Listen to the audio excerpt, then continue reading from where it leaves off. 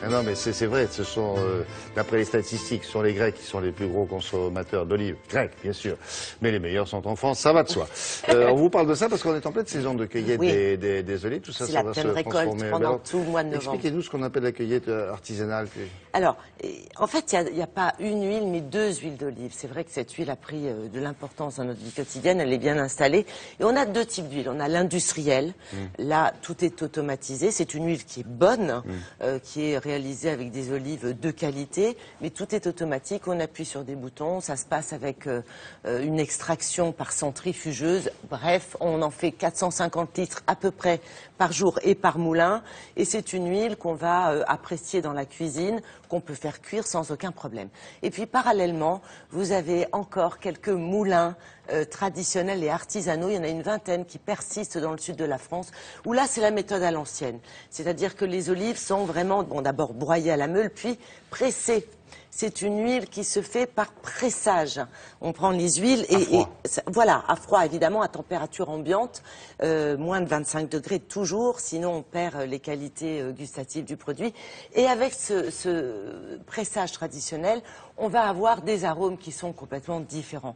On va retrouver un goût de foin ou de pain d'épices. Bref, c'est une huile qu'on va évidemment consommer cru dans une salade. Donc les deux sont valables, c'est pas forcément pour la même utilisation. Nous, on s'est intéressé à l'artisanal parce qu'il y en a de moins en moins de procédés artisanaux. Donc nous nous sommes rendus dans le Var à La Farlède, visiter un moulin où depuis 4 générations, eh bien, on persiste et signe.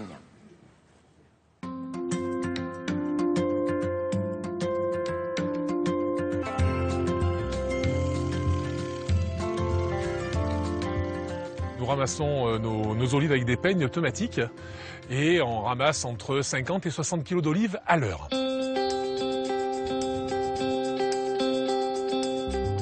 L'olivier fait entre 20 et 25 kg d'olives. Une récolte annuelle avec nos oliviculteurs tourne entre 250 et 270 tonnes d'olives annuellement.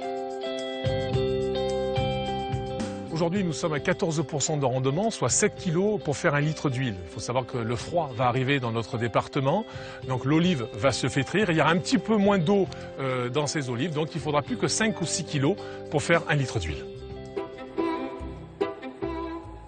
Nous mettons ces olives directement dans la meule à olives. Nous allons mettre 280 kg dans la meule, donc elle va tourner pendant 45 minutes. Ça va former une pâte d'olive noire. Cette pâte ensuite va être distribuée directement sur le scourtin. Alors le scourtin, c'est un filtre, il est en polypropylène. Et donc nous mettons 5 scourtins, une plaque en fer, 5 scourtins, pour avoir une hauteur de 2 mètres de haut. C'est plus ou moins 150 scourtins. Et nous le mettons ensuite sous la presse. Après le pressage, l'huile et l'eau arrivent directement dans le bassin de décantation, car dans une olive, il y a 80% d'eau. L'huile, bien sûr, étant plus légère, va remonter en surface, l'eau restant en dessous. Mon grand-père l'a ramassée avec 2 outils, la feuille et la casse. Aujourd'hui, nous, bien sûr, nous la ramassons avec une centrifugeuse, un outil un peu plus rapide, qui va séparer l'huile de l'eau. L'huile peut être consommée de suite ou être stockée directement dans une cuve en inox où elle peut être gardée pendant 18 mois sans aucun souci. La petite particularité que nous avons dans ce moulin, ce petit must, c'est que nous faisons aussi des huiles aromatisées et nous mettons du basilic et de l'ail directement dans la meule avec les olives et ça dégage un parfum très puissant.